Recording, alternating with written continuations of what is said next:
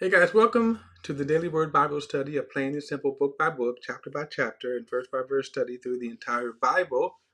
Currently, we are in Luke's Gospel. Started a brand new book, Luke's Gospel, and I'm spending a little time um, on the first three verses because there's I think, some truths here that it's worth gleaming over. And by the way, I know I'm starting a little late. I'm actually toying around too if I'm going to change my time. But yeah, this is a late start uh, to the study today. But Luke's was, and to do a little recap, which makes the first three verses why I want to kind of explore that for a moment. Luke, out of the four Gospels, Luke is the only non-Jew. So he was a Gentile. Luke was a physician, and the word physician, they didn't. It wasn't like they were doctors as we know them today. A lot of times, physicians would dabble with herbs and all kinds of. That was kind of their healing things that they would learn. So they didn't necessarily perform surgeries and things like that. But he was a physician. He at some point came across the Apostle Paul and traveled with the Apostle Paul. So at some point, I forget at what point it was. I think it was Acts 16. No, maybe Acts.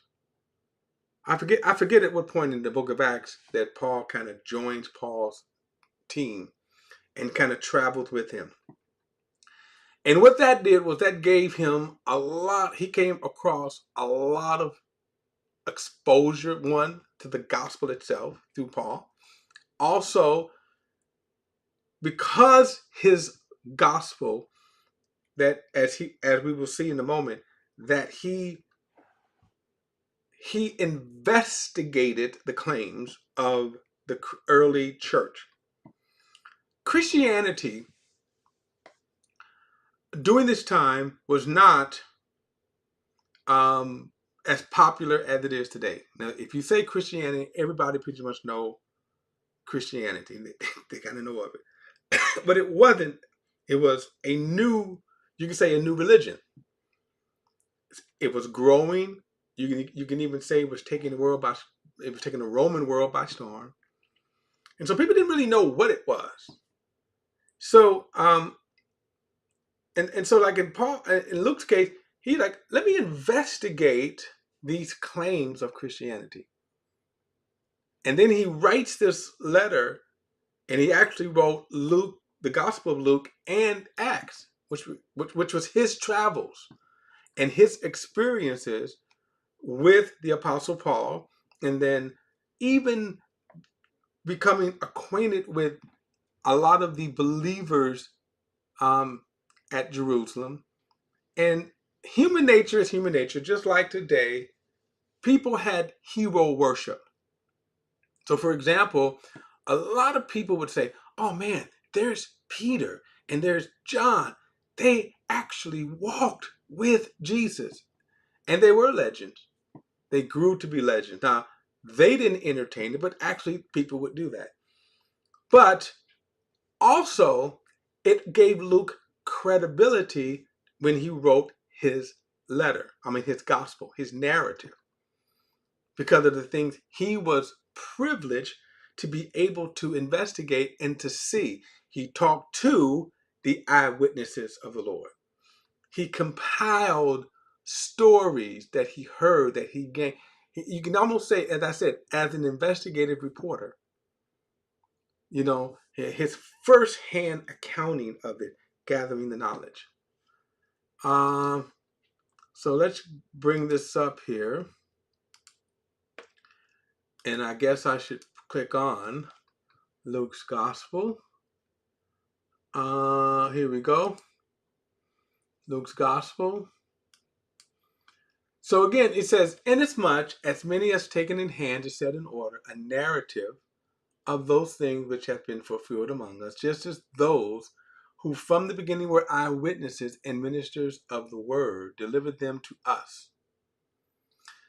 So again, notice he said, many has taken in hand to set in order a narrative. And I kind of got into this last time, how in the early church, they were not stingy about, let's say, making copies. I mean, there are thousands of copies. I think to date, as far as manuscripts, and this is important, why our scriptures is intact. So in what we have today are some 25,000 copies of copies, and believed to be some 5,000 copies or original copies. So when I say a copy, what do I mean? So when Luke wrote this, he probably wrote it on what's called a papyri plant, dried out papyri plant, and then the ink was like, sometimes it could be soot that they would water down and soot, and then that's how they wrote. So this was not in any kind of way durable. So we do not have any of the, let's say, the original letter that Luke wrote, because it's probably just, again, faded. It was flawed, flimsy. But over time, you would see people would write copies upon copies upon copies upon copies. They just write. They never, you had all. They were not shy about copying the letters. Okay. For example, if you look at a musician who produces a song, okay, and I'm not criticizing it, but if you got a musician who criticizes a song, that they don't want you to make copies. In fact, I think there's even the thing about even getting music off of the internet. They don't want that, because what? They want the sales.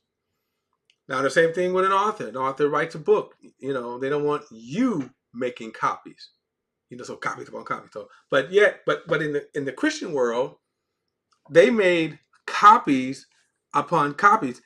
They were not shy about making copies. Okay, they were not shy about making copies. So these copies upon copies upon copies. Got to add some of my peeps here. Okay. So yeah, they were not. Here we go. All right. So yeah, they were not shy on that. They were not shy to say, okay, you know what? Hey,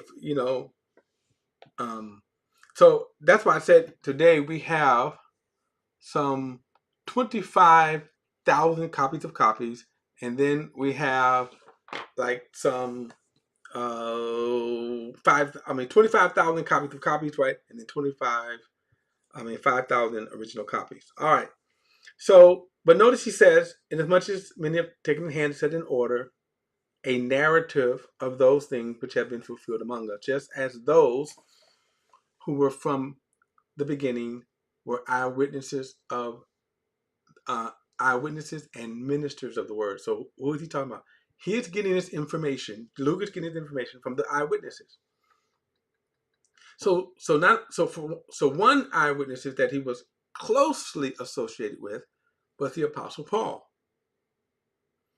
And then he would come across other eyewitnesses such as Peter, James, and then maybe the other apostles, the Jerusalem church, the elders at Jerusalem.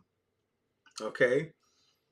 So the way that how God preserved this word, the way that God sent out, remember, you had Jesus who came, right? The word manifested in the flesh. He comes of age at the age of 30, and then he begins to what? He begins to minister. He chooses 12 apostles. One of the apostles betrayed him, Judas. And then after the resurrection, after Jesus ascended into heaven, you can say after the resurrection, he was then replaced. He was chosen. I think his name was Matthias, right? Those apostles were eyewitnesses. By the way, Matthias, even when the apostles chose Matthias, they chose someone who had been with Jesus from the beginning. Now, we're going to see that in this gospel here. For example, in chapter 10, Jesus is going to send out 70 disciples. Okay, 70 disciples. So what you had Jesus, who had his 12 apostles, and they were his main. Then you had an extended number of disciples, minimum of 70. And then even that, you had even a larger crowd. So when they chose Matthias, they chose from that crowd, from possibly the 70 who had been with them all along. And what else? What that qualified them, they were eyewitnesses of the events of Jesus' life, of the gospel thing. They were eyewitnesses of that. Okay. So, verse 2, just as those who from the beginning were eyewitnesses. Now, in the case of the 12 apostles, and then also including the apostle Paul, not only were they eyewitnesses, but they were they preached the message of the gospel with signs and wonders. So then when they wrote, their message was truth. They were the standard of truth. They've been with him. So they were the standard of truth. And not only that, but God had validated those eyewitnesses, meaning the apostles, with signs and wonders, demonstrating that the word, the truth that they were speaking came from God. Now, there were people, notice he said, inasmuch as many have taken in hand and said in order a narrative. Now, he's not saying that whether they were good or bad, but there were people, even then, that were saying things that were not the gospel. And then later on, as you get into the 2nd century, it even got worse. You had people lying, saying, oh yeah, I was with Jesus. I hung out with Jesus. I was one of the apostles. I was, my cousin, my uncle was one, he walked with Jesus, right? And then the leaders of that time would discover that they were liars. Okay. So verse 3 said, it seemed good to me also, having had perfect understanding of all these things from the very first. So here's the thing right here. It seemed, I have purpose. Now, how did Luke have that? One, he was with one of the chief apostles, the Apostle Paul. And remember, in Paul's travels, he came across the original apostles. Luke rubbed elbows with. Okay, and I'm going to say by God's providence too. Why? He says, so verse 3, it seemed good to me also, having had perfect understanding of all these things. How did he get that understanding? His acquaintance with the Apostle Paul, his being around, traveling with the Apostle Paul, having come across a lot of the early believers, the who's who of the believers. So then he says, it seems good to me also, having had perfect understanding in all things from the very first, to write to you an orderly account, most excellent Theophilus. Now, we don't know who Theophilus is. He certainly seems to be a man, a prominent man, somewhere high up in the Roman government, because notice most excellent Theophilus. And then he says, so he and think about this too. So here's Luke writing to this man who he knows. We don't know what brought about the occasion of the writing. Now, in the Bible, we have seen throughout the biblical history that God would raise up men and put them in position that they would be able to speak to kings. For example, Abraham, right? Abraham spoke to the kings. Abraham not only spoke to the kings, but had a good relationship with the kings. On one occasion, rebuked one of the kings. Of course, then you had Joseph, who became prime minister. He was number two under Pharaoh. That he had Pharaoh's ear. Joseph was so great. Basically, Pharaoh said whatever he says.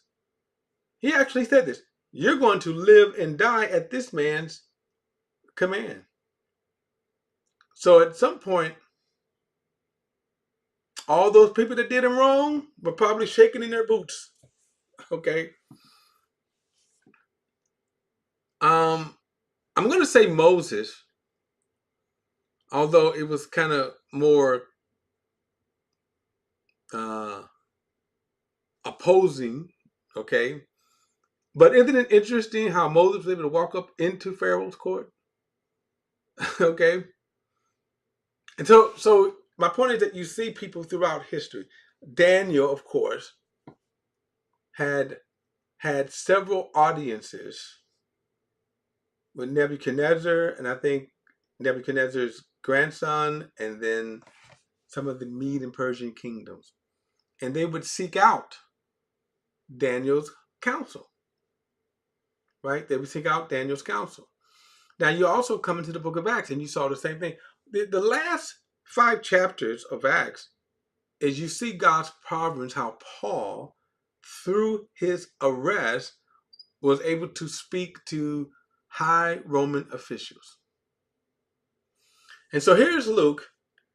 And as far as the timing of Luke, we don't know. Some people put it,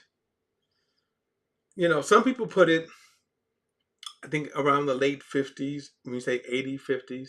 When you think about the timeline of the New Testament, so you start with the birth of Jesus, and some people believe that to be somewhere around the neighborhood of 3 to 4 BC, which is kind of funny because then what is the whole point of AD and then the switch over, right? So you got BC and then AC, right? In terms of a date, and of course, whose calendar you're going to go on. So that by the time of AD 30, right? Okay, Jesus comes to age, depending on how you want to date this. So I'm not a scholar, so I'm not. But then you see the his crucifixion around, depending on AD 30, right? If he was born 4 BC. If you want to say he was born at AD 0, I would say it'd make more sense. I'm not saying it happened that way, but just from the standpoint of AD versus BC, right? Now, and so AD 30, and then he ascends to heaven, and then the church gets into full swing. The Apostle Paul, it's kind of hard to tell when he comes on the scene. It is believed somewhere around AD 36, 37, maybe 40, somewhere around there. And then he starts his ministry. Now, what is interesting, of course, about this letter here, was this after Paul's being arrested? Was this after Paul's death? We don't know. So anyway, he says here that the reason why he's writing this, right, that you may know the certainty of the things in which you were instructed. So at some point, Theophilus was instructed. He would preach the gospel. The gospel was taught to him. And it seemed like even maybe Luke wanted to make sure that the information that he was receiving was accurate. That the information that I want to make sure you know the accurate information of the gospel. And even today, we wrestle with the same thing. Every denomination has their own quirky view on the gospel. But the good news is that we have the gospel. Like now, we're actually reading, see, the letters of Luke. So in a sense, what Luke is saying here applies to us. That having perfect understanding in all the things from the very first to write to you, us, an orderly account that we may know the certainty of the things in which we were instructed. That beats all. That we may know the certainty of the things in which we were instructed. All right, guys. Don't forget to like and share this video. And subscribe to BP the Bible Perspective. And as always, if you have a thought or comment, add it to the comments section below. All comments are welcome. And I will see you in the next study.